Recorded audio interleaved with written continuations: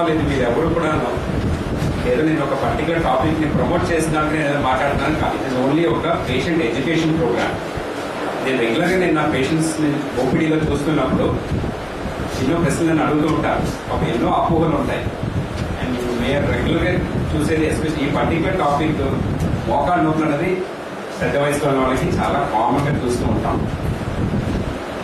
సరే ఈ నొప్పులకి మేము ఏం చేయాలి, ట్రీట్మెంట్ ఏం చేయాలి, మందులు వేసుకోవాలా, లేకపోతే జాగ్రత్తలు పాటించాలా, ఎక్సర్సైజ్ చేయాలా, ఆపరేషన్ చేయించుకోవాలా, మాకు ఏం చేయాలో మాకు తెలియదు. మాకు ఇంగ్లీష్ మందులు వాడాలా, హోమియోపతి మందులు వాడాలా, ఆయుర్వేదిక్ మందులు వాడాలా. సో ఎన్నో ప్రశ్నలు వాళ్ళకి పేషెంట్కి ఉంటాయి. సో వాళ్ళకి ఏంటంటే కొంతవరకు నేను ఓపీడీలో నేను చెప్పగలను. దాని తర్వాత ఏంటంటే ఒక్కొక్కసారి అడుగుతూ ఉంటారు, సార్ మా బాగా మోకాళ్ళ నొప్పులు ఎక్కువ ఉన్నాయి సార్, ఆపరేషన్ చేయించుకుందాం అనుకుంటున్నాను. ఇంతకుముందు ఎవరైనా ఆపరేషన్ చేయించుకునే వాళ్ళు ఎవరైనా ఉంటే వాళ్ళతో ఒకసారి మాట్లాడదాం అనుకుంటున్నాం. మా డౌట్స్ క్లారిఫై చేసుకుందాం అనుకుంటున్నాం అంత. సరే చాలా మంది పేషెంట్స్ అలా అడుగుతుంటే నాకు అనిపించింది, సరే ఒక చోట మనం ఆపరేషన్ చేసిన పేషెంట్స్ అందరినీ ఒకసారి పిలిపిస్తే కొంతమందినా చాలా ఇప్పుడు మోకాళ్ళ మార్పిడి ఆపరేషన్ అంటే చాలా కామన్ అయిపోయింది. సో అయినా కొంతమంది పేషెంట్స్ వస్తే డైరెక్ట్ గా మోకాళ్ళ నొప్పులు ఉన్నవాళ్ళు పేషెంట్స్ తో కూడా వాళ్ళు మాట్లాడగలరు, వాళ్ళ వ్యూస్ తెలుసుకోగలరు. అందుకోసం అని చెప్పేసి ఇవాళ ఏంటంటే ఒక చిన్న రకంగా ఈ గ్యాదరింగ్ పేషెంట్స్ ని ఇంతకుముందు ఆపరేషన్ చేసిన పేషెంట్స్ కొంతమందిని, కొంతమంది డౌట్లు ఉన్న వాళ్ళు డైరెక్ట్ గా ఆపరేషన్ చేసిన పేషెంట్స్ తో మాట్లాడదలుచుకున్న వాళ్ళకి ఒక ప్లాట్ఫామ్ ఇవ్వాలని వాళ్ళ మీటింగ్ మనం ఏర్పాటు చేశాను. ముందు అసలు మోకాళ్ళ నొప్పులు ఏంటంటే చాలా మటుకు ఏంటంటే అది జబ్బు అనుకుని మా దగ్గరికి వస్తారండి.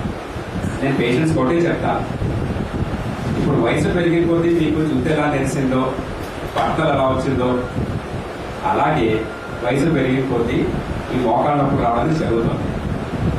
ఇప్పుడు నేను మోకాళ్ళ నొప్పులు మందులు ఉన్నాయండి, ఈ మందులు వేసుకుంటే మోకాళ్ళ నొప్పులు తగ్గిపోతుంది అన్నది ఎంత సందర్భంగా ఉంటుందంటే, ఈ మాత్రలు వేసుకుంటే తెల్ల జుట్టు కాస్త నల్ల జుట్టు అయిపోతుందంటే ఎంత సందర్భంగా ఉంటుందో అంత సందర్భంగా ఉంటుంది.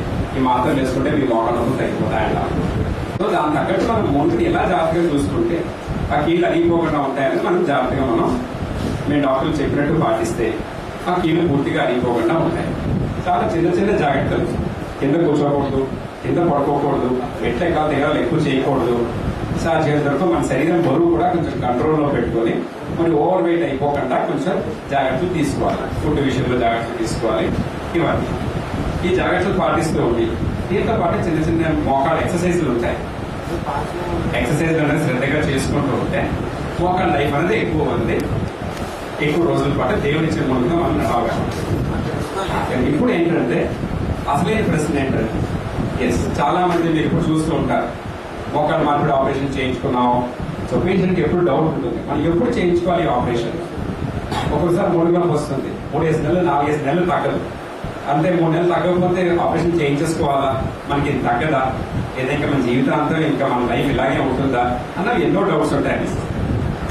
ఒకటే డాక్టర్లు చెప్పి జాగ్రత్తలు పాటిస్తూ ఉండి కొన్ని ఎక్సర్సైజ్ అన్ని చేసుకుంటూ ఉంటే దాంతో మీరు ఆ దేవుడు ఇచ్చే మూలం కాపాడుకోవచ్చు.